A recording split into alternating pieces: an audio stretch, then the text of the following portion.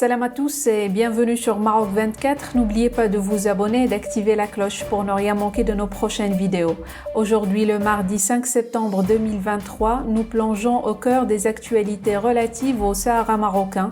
En ouverture, l'opération du 1er septembre menée par les forces armées royales phares contre des membres armés des milices du Polisario a suscité une vive réaction des médias algériens. Ceux-ci accusent sans embâche Abu Dhabi de prêter main forte au Maroc, notamment via des avions militaires et des équipements d'espionnage déployés le long des frontières avec l'Algérie. En toile de fond, malgré des rumeurs contradictoires, Staffan de Mistura s'est effectivement rendu au Sahara marocain. Notons avec intérêt que la visite de M. de Mistura intervient concomitamment à celle de M. Joshua Harris, responsable du Bureau des Affaires proches orientales au sein du département d'État des États-Unis, qui se déplace actuellement entre le Maroc et l'Algérie. Restez avec nous pour plus de détails dans cette revue de presse tirée des sites d'information Yebiladi et Maroc Hebdo. En Algérie, la campagne médiatique lancée depuis quelques mois contre les Émirats arabes unis ne faiblit pas. Pire, la dernière opération des forces armées royales, phare, du 1er septembre, contre des éléments armés du Polisario, a embrasé les colonnes des journaux algériens. En témoigne, l'article d'El Kabar publié hier, accusant ouvertement Abu Dhabi de soutenir l'occupation marocaine du Sahara occidental, par des avions de guerre et des équipements d'espionnage, déployés tout au long des frontières avec l'Algérie.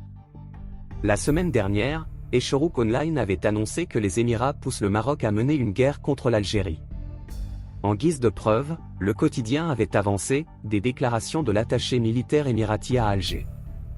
Ce colonel a confié à ses homologues européens qu'en cas de guerre entre l'Algérie et le Maroc, son pays appuierait de toutes ses forces le royaume. En harmonie avec les événements récents concernant le dossier du Sahara marocain, et malgré un démenti initial, Staffan de Mistura a bien atterri au Sahara marocain. Dans une note adressée ce lundi 4 septembre 2023 aux correspondants accrédités auprès de lui, le secrétariat général de l'Organisation des Nations Unies, ONU, a confirmé la visite de l'émissaire onusien dans les provinces du Sud. Au programme, des rencontres avec tous les concernés, avec un objectif simple, préparer le rapport que doit soumettre le secrétaire général de l'ONU, Antonio Guterres, au Conseil de sécurité au mois d'octobre 2023. Il est à signaler que le déplacement de M. de Mistura coïncide avec la tournée au Maroc et en Algérie, qu'effectue actuellement le responsable du Bureau des Affaires proches-orientales au sein du département d'État des États-Unis, Joshua Harris. Et c'est vraisemblablement loin d'être un simple hasard du calendrier, dans la mesure où la diplomatie américaine avait annoncé que la principale mission de M. Harris au Maghreb sera de faciliter la mission de M. de Mistura, qui cale depuis sa nomination en octobre 2021 par M. Guterres, en raison du refus d'Alger de s'asseoir avec le Royaume pour discuter d'une issue juste, durable et mutuellement acceptable à leurs différends créés autour du Sahara marocain. De son côté, le Maroc a à maintes reprises fait comprendre à ses différents interlocuteurs que M. de Mistura avait tout son soutien, du moment qu'il ne sorte pas du cadre que lui a assigné le Conseil de sécurité dans ses résolutions afférentes.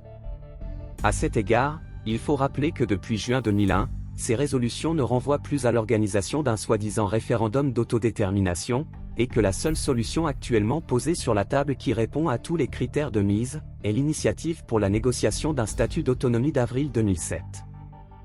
Pour rester informé, je vous invite à regarder les vidéos Maroc 24 qui s'affichent sur votre écran.